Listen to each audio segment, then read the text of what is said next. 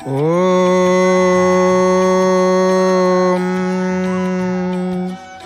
जगदानन्दकन्दाय प्रणतार्तिहराय च नीलाचलनिवासाय श्रीजगन्नाथाय ते नमः। कंकं कमलाकला गतिफला फुत्कार फेरुत्करा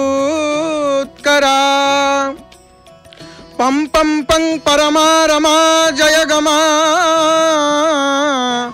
व्यासंगमा जंगमा तम तम तम तिमिरारुणा सकरुणा माता बलातारिणी भम भम भम भयहारिणी प्रियकरी सामे भवत्तंतरा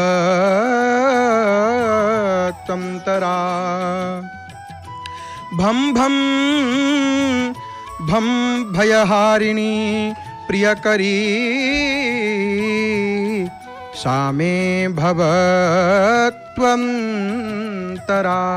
जय जय जगन्नाथ, जय जय जगन्नाथ, जय जय श्री जगन्नाथ। आनंद कंद सच्चिदानंद चिन्मय घन शरण शरण पद्म पलाश लोचन अघट्टन घट्टन पटियसी परात्पर परमेश्वर जगताधार अखिलांड कोटि ब्रह्मांड नायक दिव्य दिव्य सभ्य सभ्य भव्य भव्य प्रलभ्य प्रलभ्य साक्षात मनमथ मनमथ मृदुल मृदुल मंजुल मंजुल दीन दयाल अकृत कर्ता मूर्त ममता दृष्ट दृष्टा जगदीश्वर जगन्नाथ महाप्रभुंकर अभय चरणारविंद जुगलेरा भूम भूय भूय अनंत कोटि दंडवत प्रणाम। जय जगन्नाथ टीभीर सीधा प्रसारण में विश्वर कोण अनुकोण रही महाप्रभुंकर अगणित भक्तवृंद माने मोर अति आपणार बापा माँ भाई भूणी माने आपण माने केड़े सुंदर भाव टिके पूर्वर आलती दर्शन करुले एवं परमशास्त्र भागवत को आपण माने श्रवण करुले। महाप्रभुंकर आलती दर्शन हो गला। आउ जेतिकी समय अच्छी भगवतींकर कथा तो आम मैंने श्रवण करुचे महाप्रभु को चाहिकिरी प्रभु को चाहिकिरी शुणा कौन माँ कथा शुणा भगवतींकर उपासनार समय शक्ति उपासनार समय श्रवण करवा आम मधु कैटभ प्रसंग देवींकर कथा जितेबाला आम शुणु भगवतींकर चरित्र जितेबाला आम शुणु शक्तिमयी परम शक्तिमयी पातक हारिणी देवी प्रणमामि हरिप्रिये पुनामि स्थानमस्माकम् अधिष्ठानेन हि तव अशुभं निधन जातु प्रणमान्ति विपत्तितयः एतद् पार्थितं देवी त्वमेकं शरणं हिन। देखुछन्ति आपण माने केते केते भक्त माने जाउचंती श्रीमंदिर भीतर को प्रवेश करुचंती प्रभुंकर दर्शन करबा पई। तो आसंतु आउ विलंब न करिकरी आमे माने सही प्रसंग को श्रवण करबा। मधु कैटभ बधर प्रसंग भगवतींकर उपासनार समय भगवती माँ आदि पराशक्ति जगदम्बा जय जय गिरिवर राज किशोरी जय महेश मुख चंद चकोरी जय गज बदन षडानन माता जगत जननी भामिनी दुतिगाता भव भव विभव पराभव कारिणी विश्व विमोहनी स्वभस विहारिणी नहीं तव आदि मध्य अवसाना अमित प्रभाव वेदु नहीं जाना। तो ये मधु कैटभंकर प्रसंग जिते बेला आसे भगवती माँ जगदम्बा जिते बेले देवता मानकर तेजर आविर्भाव हेले माँ ये मधु कैटभ केमिति पुणी मधु कैटभ ये हेले दुईटी दैत्य भगवती माँ दुर्गा जी होचंती जगदम्बा शक्ति आदि पराशक्ति एवं शक्ति बिना ये संसार किछि ना शक्ति बिना ये संसार किछि ना। तो आम माने श्रवण करिबा जेते बेले राजा सुरथ ओ समाधि वैश्यंकु भगवतींकर महिमा कहउचंती सही प्रसंग रे मेधाऋषि मधु कैटभ बधर प्रसंग वर्णना करुचंती जोटा कि दुर्गा सप्तशतीर प्रथम अध्याय वर्णना करा जायछि। ओम खड्गम चक्रगदेषु चाप परिघा चूलं भुषुंडिं शिरः शंखं संददतिं करैस्त्रिनयनां सर्वांगभूषावृतां नीलास्मद्युतिमास्य पाददशकां सेवे महाकालिकां जामस्तौ स्वपिते हरौ कमलजो हंतुं मधुम कैटभम। ये मधु कैटभ किए ना मार्कंडेय ऋषि कहउछन्ति हे क्रौष्ठुकी मुनि सूर्यंकर पुत्र हेले कि ना सावर्णी जहां अष्टम मनु बोली कह जाए तांकर उत्पत्ति कथा विस्तार पूर्वक कहउछन्ति मार्कंडेय ऋषि। सूर्य कुमार महाभाग सावर्णी भगवती महामायांकर अनुग्रह जो प्रकार मन्वंतर स्वामी हेले से प्रसंग कहउछन्ति मार्कंडेय ऋषि। पूर्व कालर कथा गोटे मन्वंतर तार नाम हूँ स्वरोचिष मन्वंतर। से मन्वंतर रे चैत्र वंश रे जने राजा तांकर नाम होला सुरथ। से सुरथ नामक जने राजा थिले आउ तांकर समस्त भूमंडल पर अधिकार थिला। आउ से प्रजा मानू निजर औरस पुत्र सदृश धर्म पूर्वक पालन करुथिले। तथापि से समय रे कोला विध्वंसी नामक क्षत्रिय माने तांकर शत्रु हो जाइथिले। राजा सुरथंकर दंड नीति अति कठोर थिला। शत्रु मानक सहित तांकर संग्राम हैला। जदिओ कोला विध्वंसी मान संख्यार अल्प थिले किंतु तथापि राजा सुरथंकु से मान युद्ध रे परास्त करदेले। आउ सेतेबेले से युद्धभूमि निज नगर को फेरी प्रत्यावर्तन कले एवं केवल निज देशर राजा ही रहिले समस्त पृथ्वी तांकर अधिकार कमिबार लगिगला। कारण से तांकर अधिकार रे समस्त भूमंडल थिला किंतु जेतले क्षत्रिय मानक ठारू से परास्त ही गले केवल से निज देशर राजा ही रहिले सेथिबाई तांकर कोन होला ना अधिकार कमिगला। किंतु सेठी से योद्धा शत्रु माने महाभाग राजा सुरथंक उपरे आक्रमण कले। राजांकर बल क्षीण हो गला। तेणु तांकर दुष्ट बलवान एवं दुरात्मा मंत्री माने तांकर कौन कले ना राजधानी रे राजकीय सेना एवं राजकोष को कौन कले ना अधिकार करनेले। सुरथ कौन करिवे जेतेबेले तांकर प्रभुत्व नष्ट हो जाइछि। तेणु से शिकार करबा आलरे अश्वारोहण करी सेठारु एकाकी गोटे घंच अरण्य को चलीगले जंगल भितर को चलीगले। आउ सेठी से विप्रवर मेधामुनि आश्रम रे जाइकरी पहुँचिले। मेधांक आश्रम रे कौन देखिले राजा सुरथ जाइकरी पहुँची जाइछन्ति। हे मोर बापा माँ भाई भौणी माने आपण माने ध्यानर सहित शुणन्तु कारण आपण माने कौन शुणुचन्ति जानिछन्ति तो आपण माने शुणुचन्ति दुर्गा सप्तशती चंडी भगवतींकर चरित्र को श्रवण करुचन्ति। से जगदम्बा आमर मंगल करंतु आपण मानकर मंगल करंतु कल्याण करंतु माँ। तो राजा सुरथ जाइकरी से जंगल रे कौन देखिले सेठी से मेधा ऋषि आश्रम रे देखिले सेठी केते प्रकार हिंस्र जीव माने निज स्वाभाविक हिंसा वृत्ति को परित्याग कर दैछन्ति। सेठी बाघ अछन्ति सेठी सिंह अछन्ति सेठी जेते हिंस्र जीव समस्त सेठी अछन्ति किंतु कहार हिंस्र स्वभाव नाही कहार हिंस्र स्वभाव नाही केही हिंसा करूनाहंति आ खूब शांति भाव रे सेठी रहउछन्ति।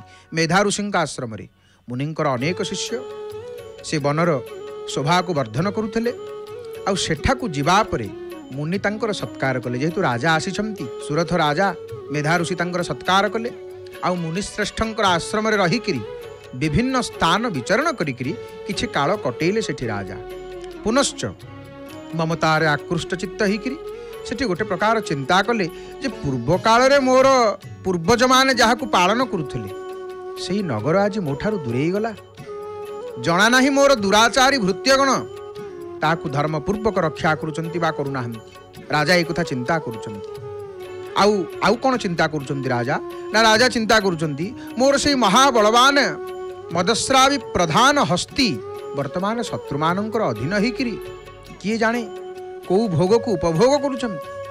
जो लोक माने मोर कृपा धन एवं भोजन पाइबा द्वारा सर्वदा मो पछे पछे गोड़उथले सेमाने निश्चित भाव में वर्तमान अन्य राजा मानू को अनुसरण करुथबे माने तांको पछरे गोड़उथबे। राजा ये कथा चिंता करुचंती।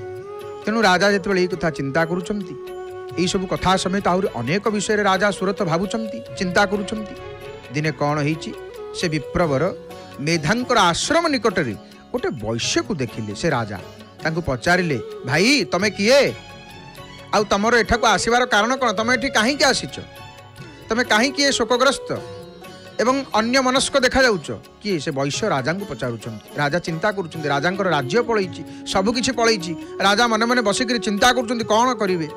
राजा सुरथंकर जो श्रद्धापूर्वक वचन शुणिकी वैश्य विनीत भावरे तांको प्रणाम करी कहिले, हे राजन मु धनिकुल उत्पन्न होइथिली, मु जने वैश्य अटे, मोर नाम होछि समाधि।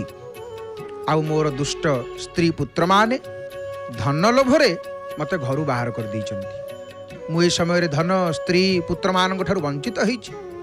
मोर विश्वसनीय बंधु माने मो धन को नेइकरी मते दूरे दैछंती। तेणु अत्यंत दुख संताप रे मु बनरे विचरण करुछि। एठारे रही मोर पुत्र माने स्त्री और स्वजन माने कुशल अछंती कि नाहंती जानी पारुनी। मु किंतु एटा अछि मु जानी पारुनी से माने केमती अछंती। आउ ए समय रे घरे से माने कुशल अछंती कि नाही, दुखरे अछंती कि सुखरे अछंती मु किछि जानी पारुनी। पुत्र माने केमिति अछंती, से माने कोन सदाचारी अछंती अथवा दुराचारी हेइ जाइछंती। एमती वैश्य जेतेबेले किए सुमेधा नामक वैश्य राजा को एक कथा सुरथन को कहउछंती सुमेधा। तो राजा सेठी पचारले जो समाधि कहउछंती सुरथन को। तो राजा सेठी कहिले जो लोभी स्त्री पुत्र प्रवृत्ति माने धन जोगु तुमको घर बाहर करदेले से प्रति मनरे तुमर एते स्नेह रूपक बंधन कहीं अच्छी, जो मैंने तुमको पचार तुम से तुम एते चिंता कहीं।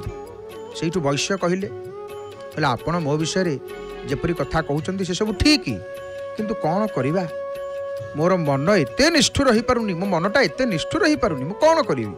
जो माने धन लोभरे पड़िकी पितांक प्रति स्नेह, पतिंक प्रति प्रेम तथा आत्मीय मानंक प्रति अनुराग को जलांजलि देदेले, मते घरु बाहर करदेले, से मानंक प्रति मो हृदय रे एते स्नेह अछि। हे महामते गुणहीन बंधु मानंक प्रति मोर चित्त जेपरी प्रेममग्न होउछि तार कारण कौन। ई कथा को जानिकरी मध्य मु आउ किछि भाबी पारुनी, मु किछि चिंता करि पारुनी। सेमानंक ऊपर मु दीर्घ निश्वास पकोउछि एवं मोर हृदय अत्यंत दुखित हो जाउछि। सेही लोकमानंकर मो प्रति स्नेह श्रद्धा नहीं, तथापि सेमानंक प्रति मोर मन निष्ठुर रही पारुनी। एथिपई मु कोन करिवि। सेठी मार्कंडेय कहउछंती, हे ब्राह्मण यहाँ परे राजा मानंकर मध्यरे श्रेष्ठ सुरथ एवं से समाधि नामक वैश्य से दी जन सांगे सांगे मेधा मुनि सेवार उपस्थित हेले। मेधा ऋषि पाखक गले आउ तांको सहित यथायोग्य न्यायानुकूल विनयपूर्ण कथबार्ता भलरे करिकरी तापरे वैश्य और राजा किछि कथोपथन माने कथा हवा पई आरंभ कले। राजा कहिले ऋषि को, हे भगवान मु आपनकु गोटे कथा पचारिया को चाहूछि, ता मते कहंतु। मो चित्त निज अधीन रे न रहिबा जोगु से कथा मो मन को बहुत दुख दउछि, कष्ट दउछि। मो हाथरू चली जाइथिबा राज्य ताहार प्रत्येक अंश प्रति मोर ममता रहिछि, लोभ जाउनी। राजा कहउछंती मुनि को, हे मुनि श्रेष्ठ ताहा वर्तमान मोर नुह बोली जानिले मध्य अज्ञानी सदृश मते सेति पई दुख काहे कि लागुछि। एणे एपटे वैश्य मध्य घरु अपमानित होइकरी बाहरी आछंती। तांकर पुत्र स्त्री चाकर माने भृत्य माने तांको परित्याग कर दैछंती, स्वजन माने मध्य तांको परित्याग कर दैछंती, बंधु बांधव केही तांको पचारु नाहंती। तथापि यहांकर सेमानंक प्रति अति एते स्नेह काहे कि आंक मन रे अछि, मते टिके बुझेई दियंतु। तेले राजा ये कथा कहिछंती। सेठी ऋषि कहिले, हे महाभाग विषया मार्गर ज्ञान ये सबु जीवंकर थाए। विषया मार्गर ज्ञान एहीपरि विषय मध्य समस्तक पई पृथक भाव रे रहिछि। केतक प्राणी दिन रे देखि पारंती नाही, आउ केतक राति रे देखि पारंती नाही। दिन रे किछि प्राणी अछंती संसार रे दिन रे देखि परिबेनी, पेचा को दिन रे देखा जीवनी, पेचा रात्र समय रे देखि पारिबो। तेणु ये गोटे कथा। तथा एहीपरि केतेक जीव अछंती जो माने उभय दिन आउ राति रे समान भाव रे देखि पारंती। मनुष्य को बुद्धिमान भाविया समीचीन, किंतु केवल मनुष्य माने एपरि नुहंती। पशु पक्षी एवं मृग आदि समस्त प्राणी मध्य बुद्धिमान। मनुष्यर बुद्धि मध्य से मृग पक्षी मानक परि होई थाए, तथा मनुष्य जेमिति बुद्धि थाए, मनुष्यर जेमिति बुद्धि थाए, से मृग और पक्षी आदिंकर मध्य ठीक सही परि बुद्धि थाए। आउ एई बुद्धि अन्य कथारे भी उभयंक मध्य प्रायतः समान रही। माने बोध शक्ति थिले बुझिबार शक्ति थिले मध्य ये पक्षी मानन को देखिकरी प्रायतः माने माने स्वयं भोकरे रहिकरी मध्य मोहवशतः तांको छुआ मानन को थंटरे केते आग्रहर चाउल अन्न सब देई दियंती। पक्षी माने निजे भोकरे रहउथबे किंतु तांका आगो पिला मानन को ताको आगो खाइबा को देबे। ऋषि सही कथा बुझेई दउचंती। हे राजा हे नरश्रेष्ठ तुमे कौन देखि पारुना हो जे मनुष्य बुद्धिमान हेले मध्य लोभवशतः निजे करुथुवा उपकार प्रत्युपकार पुत्र मानन ठारु पाइबा पई अभिलाष करंती। यद्यपि सेमाने सब निर्बोध हुंती तथापि सेमाने संसार रे स्थिति अर्थात जन्म मरण रे परंपरा बजाय रखिथिबा भगवती महामायांक प्रभाव रे ममतामय भ्रमर युक्त मोहर माने गभीर गर्तरे पड़ी जाइछंती। तेणु एते आश्चर्य हेबा उचित नुह। जगदीश्वर भगवान विष्णुंकर जोग निद्रा रूपी भगवती महामायांक द्वारा ये जगत मोहित होउछि। आउ सेई भगवती महामाया देवी ज्ञानी मानंकर चित्त को बलपूर्वक आकर्षण करिकरी मोहरे निक्षेप करंती। तेणु से एई समस्त कार्य चराचर जगत को सृष्टि करिसंती एवं से प्रसन्न हेबा मात्र के मनुष्य मानन को मुक्ति निमंते वरदान करंती। आउ सेई परा विद्या संसार बंधन एवं मोक्षर हेतुभूता सनातनी देवी तथा समस्त ईश्वरंकर अधीश्वरी अटंती। सेठु राजा कहिले ऋषि को सेठु राजा ऋषि को कहउचंती हे भगवान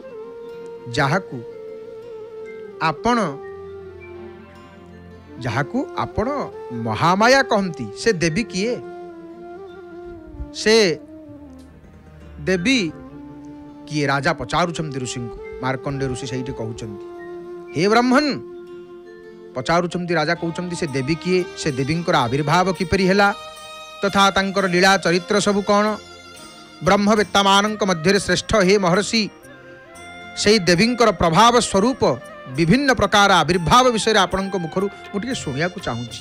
राजा जिते पचारि एठु ऋषि कही एठु देवींकर आरंभ होला कौन ना चरित्र एठु चंडीर आरंभ होइछि। आमे माने श्रवण करिया मांकर तो पूजा